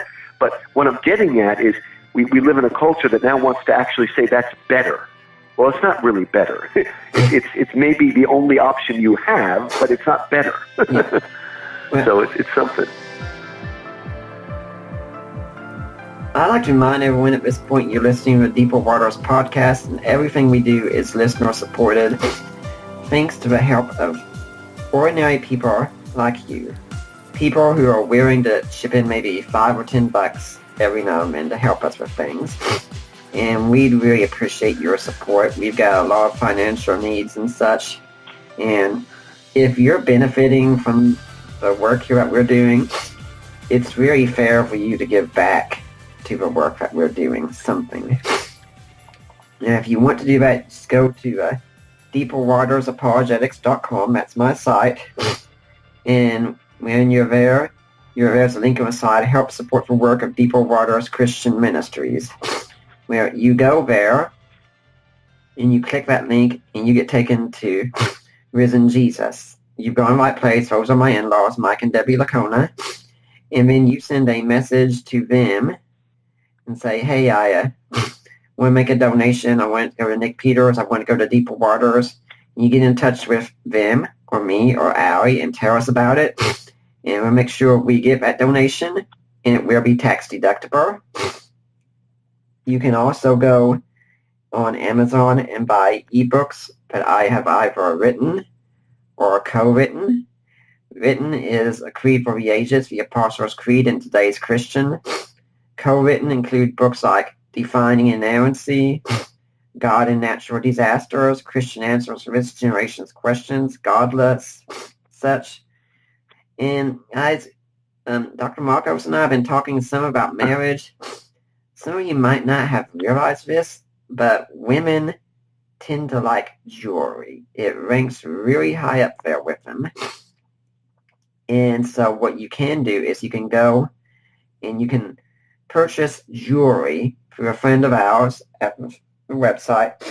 And you can get in touch with me if you want some help with it, but she said wherever you purchase, 25% of that will go to deeper waters. And guys, you know my saying about this. You can purchase something special for that lady in your life to make up for that screw-up that you recently did with her. Or you can purchase something special for that lady in your life to make up for that screw-up that I know you're going to make with her. And if you can't do any of these, please at least spread the word about the Deeper Waters podcast. Tell friends, share us on social media, Facebook and Twitter. And go on iTunes and leave a positive review for the Deeper Waters podcast. I really love to see them. You all have no idea how much it means to me to see these positive reviews. Now, Dr. Markos, do you have an organization you'd like to see people donate to? Say it again?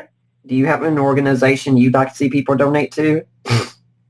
I'll tell you, one of the ones that I donate to that I think is just amazing is what's called the Jesus Film Project. Okay. It's part of, I think it's kind of a branch of the Campus Crusade for Christ or Cru. But what they did is they took the Gospel of Luke and just made it into a straight movie, just following the Gospel exactly, no frills, although it's well done. And then that movie has been translated, I think, into about 5,000 languages now. It's unbelievable. Mm-hmm. And it's always dubbed. And they go all around the world and they show this movie, often to cultures that have never seen a movie, certainly never heard something in their own heart language. And I, as far as I can tell, it's the second greatest evangelical tool after the Bible of all time. It's just unbelievable. So that's one of the ones I like to give to. Okay, and where do they go to make a donation? It's the Jesus Film Project. If they type that into the search engine, the Jesus Film Project is a really good. And they just keep expanding and expanding into amazing places where the gospel hasn't reached. Now let's go back to the book, and there's another issue that we absolutely have to touch on today, and we kind of hinted at it some, with realizing there are many, many good things out there. Then you talked about the time also with the person who loses someone in 9/11, say, well, does God love this one person more than all these others? And that's it. We can be talking so much about things that are good, true, and beautiful. There are plenty of them out there. Some people will say, yeah, but there are some things that are not good, that are not true, that are not beautiful. Pain is a real problem in our world. And it is. Now, we should start, though, by saying that, and this will sound strange, but that in one sense, pain is a blessing. Let me explain that. Paul Brand, who was a famous Christian missionary doctor, discovered that what causes leprosy, or at least some forms of leprosy, is that what leprosy does is it kills your central nervous system so you feel no pain. And the real reason that the bodies of lepers fall apart, the fingers and stuff like that, is not because they fall off, as we sometimes think. It's because if we didn't have pain sensors, we would literally wear away our body. We would put too much pressure. We would do things that hurt it. So in one sense, pain is a blessing. But we live in a broken world, and sometimes physical pain gets broken and ends up, if you have cancer or something and you have unending pain, you need medication. But pain, as in and of itself, pain is a signal that there's something wrong with the body. But that signal can get broken because we live in a broken world. In the same way, it's very important to understand that guilt is also a signal. Guilt, and even to a certain extent shame, are good things, because when we feel guilty, it's because we've done something that hurts not so much our body, but hurts our soul. And the guilt will make us attend to it. Now, we live in a broken world, and so there are people that have, whatever, some kind of form of traumatic stress, and they have an unhealthy guilt and shame that they can't get rid of. But in and of itself, guilt and pain are actually protective mechanisms. But again, we live in a broken world, and we live in a world that shows the product of misused free will. God made us as moral, ethical creatures. And it doesn't make a difference whether you're a predestination or free will. We're not talking about that. We're talking about God made us as moral, ethical creatures who must choose. That is not the way the rest of nature works. Animals just follow their instinct. They don't do what they ought to do. They just do what natural instinct tells them. Now, sometimes we can train dogs to be a little bit better than they are in nature. Right? But again, in the natural world, they do follow the laws of nature and instinct. But God made us as moral, ethical creatures who must choose to obey him. And our misuse of free will has ushered into the world a great deal of pain and suffering. Now, I'm not saying we always have to be careful. It's not for us to say, specifically, oh, God caused that pain, right? That's not for us. Jesus doesn't allow the disciples to do that. But we must understand that God does minister through our pain and through our loss. God's promise is not that I will deliver you from all pain and suffering and evil, but that I will be with you, that I will walk beside you in that. And ultimately, people always say, what's the answer to the problem of pain? I would say ultimately the answer to the problem of pain is the cross on which Jesus hung. Because it shows us that God was willing to take the full brunt of pain and suffering and evil upon himself and walk with us. I remember, I've never been able to find the origin of this, but I'm told that Mother Teresa was once asked by a rich businessman, and then the man said to her, "Where is God when a child is dying in the street?" And her answer supposedly was, "God is with that child. The real question is, where are you?" And I thought that was an interesting comeback. But again, we cannot minimize pain and suffering, but we need to know that God warned us this would happen. In other words, when you really read the Gospels, Jesus never says success in life gospel. Oh, you're going to follow me and everybody's going to love you. In fact, he says more specifically, if they persecuted me, they're going to persecute you. I mean, there is going to be pain and suffering. We live in a broken world. But the promise is that God will be with us in the suffering, and he will minister to us and not abandon us. Now, there we're talking about the sort of pastoral problem of pain. What a lot of people, even Christians, don't understand is what we call the philosophical problem of pain has actually already been resolved. Okay, the philosophical problem of pain, which was stated again by Hume, although he's just completely quoting Epicurus and other earlier people, is basically this. The Bible says that God is all good and all powerful, but the fact that we have pain either suggests that God's not powerful enough to change it, or he's not good enough to want to change it. Now, a lot of people don't understand, but in sort of the academic philosophical circles, people don't really use the philosophical argument anymore because it was pretty much resolved by a famous living Christian philosopher named Alvin Plantinga. Right. Have you had him on? I don't know if you've had him on. Not yet. Oh, you got to get him on. He's up there in age. I don't know if but it'd be great if you can get him because he's so. But basically, he just said that as in all philosophy, terminology is important, right? To say that God's all powerful is not the same thing as saying God can do whatever he wants to. God doesn't do things that are impossible. God does not give us free will and take it away from us at the same time. That would be a logical contradiction even for God, right? God could, out of his power, will to give us a choice that will actually lead to pain and suffering if we misuse it. And in terms of goodness, again, we're taking for granted that good means he will always deliver us.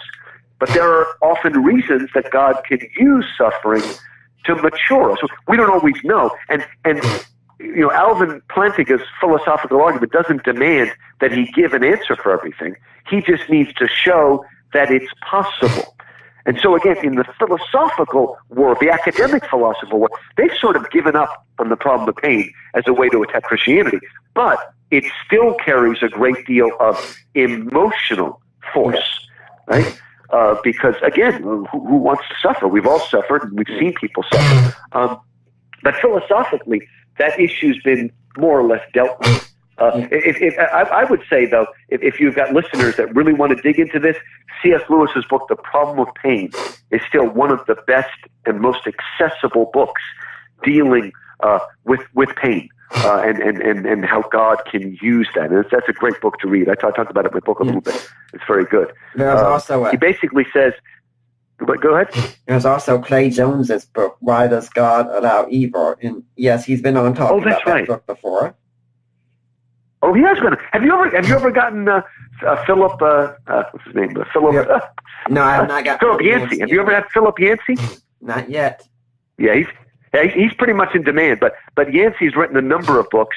Actually, one of Philip Yancey's first books was written together with that missionary doctor I told you about, Paul Brand, and it talks about the blessings of pain.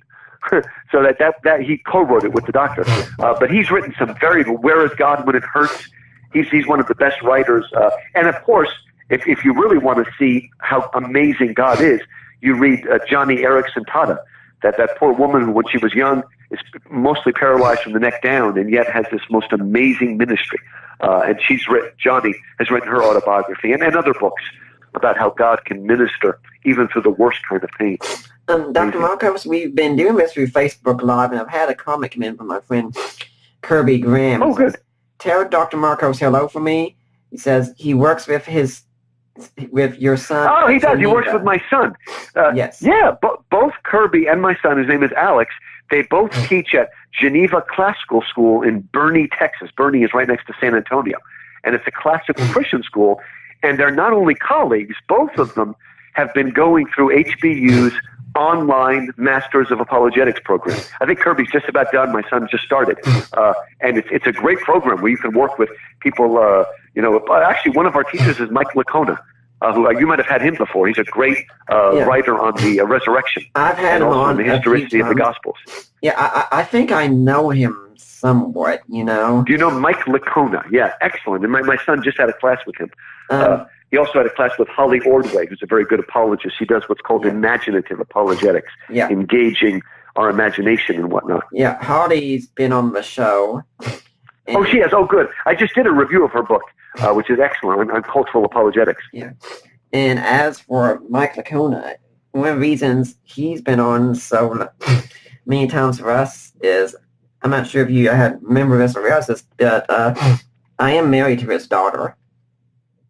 Oh, that one. When you were talking there, I thought you said the name Mike Licona, but I thought I misheard you. Okay. Oh, that's wonderful. Yeah, he's great. He's one of our treasures at HBU. Wow. And he was one of he still writes in the resurrection, but lately he's done some excellent work showing the accuracy of the Gospels. Mm-hmm. And he shows how, again, people look at the gospel stories and find contradictions, but that's because they don't understand the genre of the Gospels. And if they would read Plutarch, who's kind of a contemporary of the Gospels, they would understand better. So, my son just had a class with him. He wrote a really good defense. We've also had your colleague Jerry Walls on twice before. Oh, he's one of my best friends. He's great. He's another C.S. Lewis scholar like me, too. He's famous because he's the Baptist who believes in purgatory. Yeah. He's the most famous for that. He's a great guy. He also teaches in the program. Yeah, when we talk about the problem of evil, I think we have to say, when people come in and say, what's the biggest argument against Christianity? The best one, I say, it's the problem of evil, without a doubt. Oh, I think it is, because it touches us at the deepest root. It's not because the problem of evil is intellectually difficult. It's just that when you are involved in suffering, that suffering can be very real, and it can be very easy to overpower all the things that your head knows to be true. It is. I would say that, even if the philosophical issue of pain and evil has been more or less solved, the pastoral problem of evil will never be solved. I mean, until the world's over. I mean, we need to minister to others, and people need to minister to us, because again, we live in that world. And like I said, we need to understand. I think what helps the most is to understand that Christ suffers alongside us. He really understands. And one of the things that I think needs to be emphasized, okay, again, I go to a Baptist church, and if you're like at a Baptist church or any kind of like a Presbyterian church, every time Easter comes around, we have to get a sermon from some specialist who will explain to us in excruciating detail exactly how painful it is to die on a cross. And it's absolutely right. It's one of the most, in fact, the word excruciating means from the cross. It actually comes from crucifixion. And we need to be reminded of that. But the problem with overemphasizing that is, I tell you, I really believe, Nick, that if Jesus were here and we asked him what was the worst part about Good Friday and the whole thing, I do not think he would say the physical pain. Right. The physical pain didn't last very long. I think he would say the betrayal, the humiliation, being spat upon, being rejected, being humiliated. And I got to get that, because we say pain, and again, physical pain is a terrible thing. But I would say much more people suffer from emotional pain. Yeah. The pain of rejection, the pain of betrayal and guilt. And we need to understand that Jesus really, really identify. And any of us that have been through some real emotional pain, when somebody says, I know how you're feeling, and we know that they don't, we get a little upset, right? But when Jesus says, I know what you're feeling, he means it. I mean, he was rejected and betrayed and spat upon, and that's what we need to remember. Because, our body does not remember physical pain. Yeah. Like you might have broke your arm when you were a kid. You remember that it hurt, but you don't relive that pain by remembering it. But if when you were a kid, let's say your father chewed you out and told you were useless and horrible and he hated you, you will never forget that pain. In fact, if you start thinking about it 40 years later, your face will probably get red and you'll probably start to cry, because emotional pain stays with us deeply. And again, that's what's hard. And I mean, again, a lot of times we go through pain, but what we really struggle with is not the physical pain per se, but that sense of abandonment that goes with it. And again, Jesus himself said, my God, why hast thou forsaken me? There was that terrible moment when the Father turned his face away from Jesus. So he knows what it is to face abandonment. That we would call that existential despair today, of feeling, completely. And I'll tell you, there was that crazy movie called The Last Temptation of Christ, which is not accurate in any way, shape, or form. But there's one aspect of that we can learn from. And what it's trying to say, despite all the crazy blasphemy mixed in there, is that the last temptation Jesus faced is the temptation to think that everything he did was for naught and was useless. That one little thing is almost worth the movie, despite all the bad stuff. Because, again, we face that temptation all the time. To think, the temptation is not to say, oh my gosh, pain. The temptation is to say that I am suffering pain in a meaningless world where nothing has meaning, there is no growth, there's no learning, there's no maturation. It's just pain in a world of pain and suffering and has no meaning. That, I think, is the most difficult thing to deal with, much more than the actual pain itself. And that's why we need to understand that, again, Christ has redeemed the world. He's identified completely with our suffering. And remember now, I don't insist on this, but, as a Baptist, one of our unique things, right, is that we practice baptism by immersion. Now, I don't think, ultimately God cares that much whether we immerse or sprinkle. But I like the immersion part, because it's a wonderful symbol of what the Bible says, and that is when we accept Christ as Savior, we literally die with him, and we are reborn with him. So I like that image of being buried in baptism. We go under the water, and then we resurrect with him. So we suffer and raise with him, even as he did with us. And ultimately, if there's an answer to the problem of pain, it's right there, that our Creator thinks us worthy enough to enter into our suffering and take the worst of it upon himself. Wow. Yeah. I like what you said about emotional pain, because when I was in high school, in between my 9th and 10th grade years, just 2 months before I turned 16, I had a major surgery done on my back due to scoliosis. I had a steel rod placed on my spine. I can assure you that was incredibly painful, and a year in recovery was very painful as well. But later on in my high school years, I also started having depression and panic attacks. I would rather have the surgery again than the depression and panic attacks. Interesting, yep. Yep. There's, it is, sometimes when you have pain in your back, you can at least find some position or something that gives you a little bit of relief. But when it's that deep, horrible sense of emotional pain, you can't run from it. It's there. And that's when we need fellowship. We need support. We can't do it alone. Yeah. We can't just sit home. We've got to get out. We've got to, again, fellowship with people. We're not lone Christians.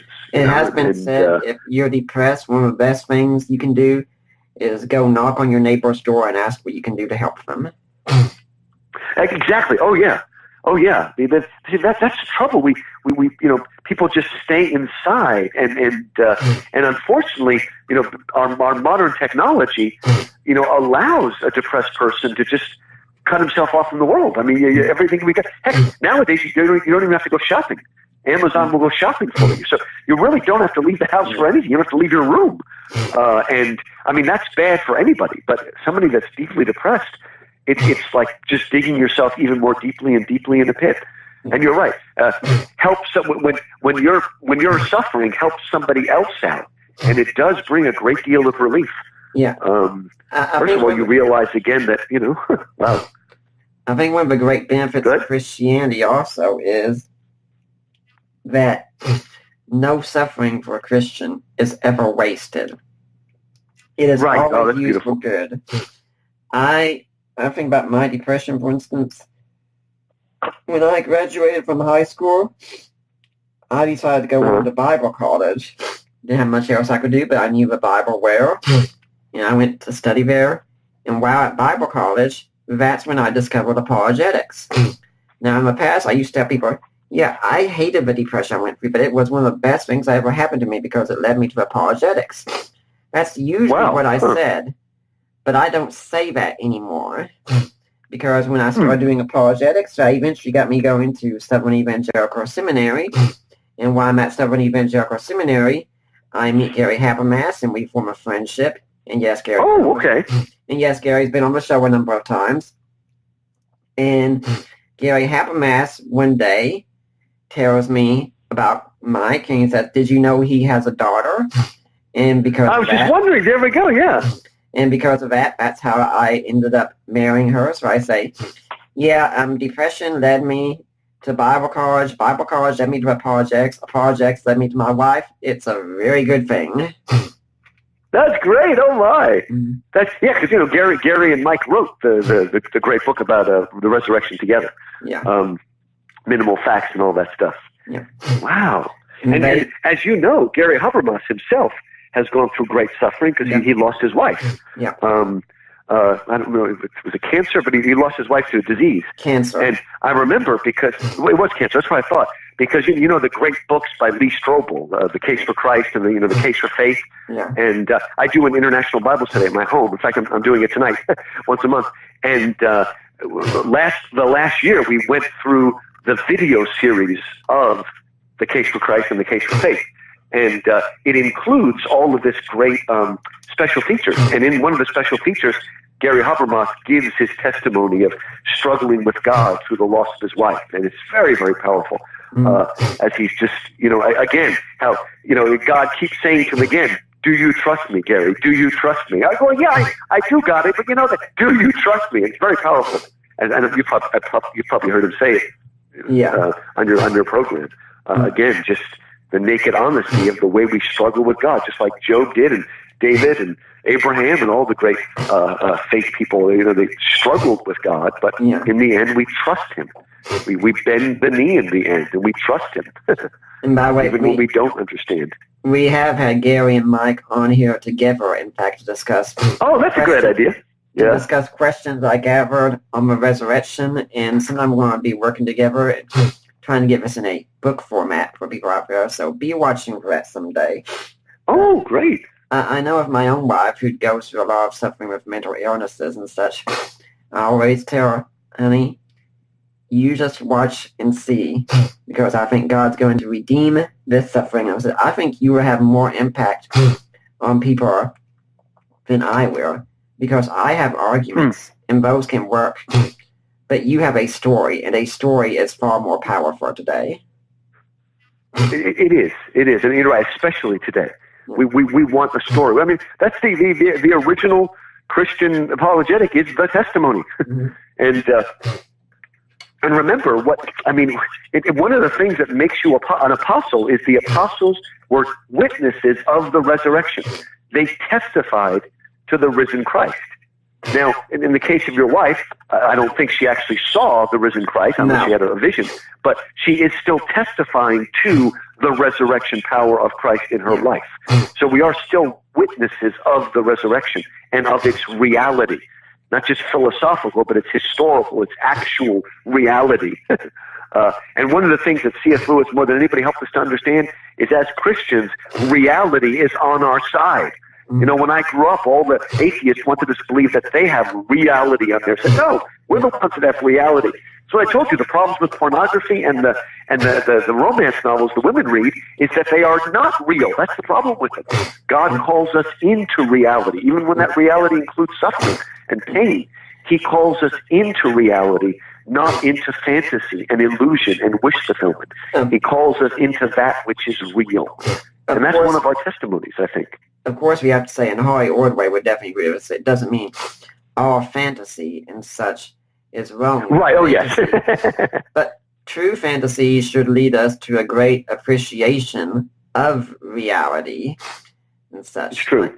Like my wife and I enjoy going to see the superhero movies together. Oh, yeah. I have a wife who would rather see superhero movies and James Bond movies and such than see chick flicks together. So all you other guys out there get jealous, okay? But those movies should leave us, I think, with a sense of justice, in a sense of, that's true. What can I do to go out there and fight evil in my own way? That's proper too.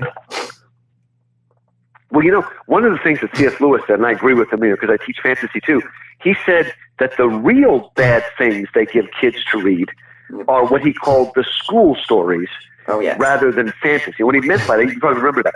School stories are, you know, the kid's picked on and then suddenly he gets back at everybody and becomes the head of the team or whatever. And he's saying the trouble with those stories is that they breed in the kids a kind of pride and arrogance and stuff like that. Whereas true fantasy, Narnia, Lord of the Rings, all these, true fantasy instills in you a sense of awe, a sense of your own smallness, but also your own value at the same time. Because we don't understand our value until we realize our smallness in the face of God and the mystery of the world. So in that sense, fantasy is more real. Fantasy brings us to the essence of who we are as creatures made in God's image but fallen. It doesn't play to our lowest common, our envy and our bitterness and our wanting to get back at everybody, as the school stories do. I mean, it was so horrible. You know, I can sometimes be naive. Somebody told me that Oprah Winfrey had a book club, and I immediately said, "Oh, you mean she's got people reading the Odyssey?" It's like, no. It seemed like every single book that Oprah had in her thing was some kind of victimization book. Yeah. And if all you ever do is think of yourself as a victim, it does not strengthen you. It just doesn't strengthen you. It weakens you if you're always seeing yourself as a victim. Yeah. So you're right, that the best kind of fantasy is great. Yeah, my wife and I both have Asperger's, for instance. And it would be easy to play the victim card for me, but I choose to not do it. I choose to look up and I can say, well, yes, I am on the spectrum. Now here's what I'm doing, regardless, anyway. And Allie knows this very well about me, but if someone discovered a cure for Asperger's autism tomorrow and they were out giving it out for free to anyone, I would say, you take that and you keep it far away from me. I don't want it. Huh. I think interesting. That's interesting. But because it's part of who you are and part of the way that God matured and grew you. It gives me an edge. To cast that off is to lose. Yeah, it gives me an edge, I think, in my thinking. I've had a Stephen Bedard on my show before, who's the autistic pastor, and we discussed this a little bit, asking, will we still be like this in heaven someday? And we're both open to be a possibility of, yes, this will be part of our identity still there. Now, if someone struggles with something that's painful for them and they can't manage it and such, I don't think it'll be part of their identity, because heaven is a place of joy and such. But if this is something that enhances us, I think it could very well still be part of our identity. That makes sense. Yeah. Because but God will take it and perfect it.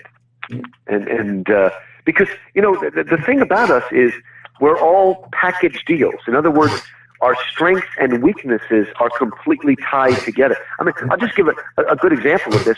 One of the shames is a lot of times, you hear stories about great missionaries or people that started a great Christian thing, and then at the end of their life, they sort of get stubborn and they resist it, and sometimes they end up having to like the guy that started Habitat for Humanity. In the end, they had to take the company away from him because he got so stubborn and whatnot. And that happened to lots of famous missionaries. But what we forget about is that the way we are as people, that same stubbornness that caused them to mess up at the end of their life is the same stubbornness that allowed them to start a mission field in the middle of nowhere, right? I mean, we're mixtures of the two, and it's very, very difficult. And I think one of the proper reasons of marriage is that we complement each other and help rub off each other's. I will tell you one of the most beautiful things I heard. Another person that has Asperger's is Hugh Ross. Have you ever had Hugh Ross on? 3 times, I think, so far, and once with his wife. I got to hear him speak. He's great because, creator in the cosmos, because I heard him speak. It was either First or Second Baptist here in Houston, and he shared with us, again, maybe, I don't know if it's exactly the same, but a kind of Asperger's.